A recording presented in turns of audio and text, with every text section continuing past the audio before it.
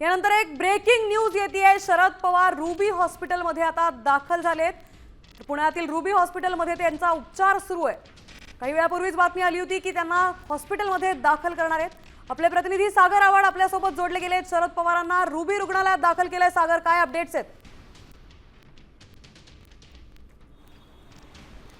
नक्की आपण जर पाहिलं तर प्रकृती अस्वस्थ जाणवत असल्याने किंवा अशक्तपणा आल्यामुळे पवार साहेबांना हॉस्पिटलमध्ये ॲडमिट करण्यात आलेलं आहे।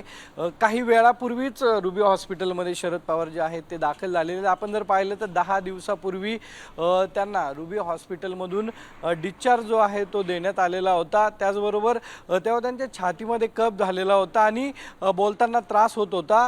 त्यानंतर त्यांनी या ठिकाणी उपचार घेतलेले होते आणि त्यानंतर त्यांना घरी सोडून देण्यात आलेलं होतं। पुन्हा त्यांची अशक्तपणा त्यांना जाणवत असल्याने आज त्यांना काही वेळापूर्वी रुबी हॉस्पिटलमध्ये उपचारासाठी दाखल करण्यात आलेलं आहे।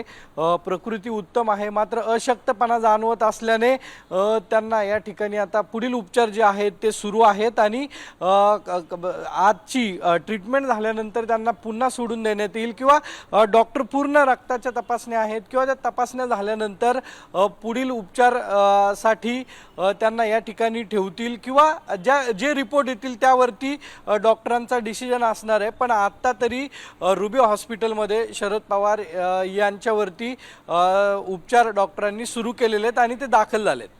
नक्कीच सागर, धन्यवाद आपण दिलेल्या या माहितीबद्दल।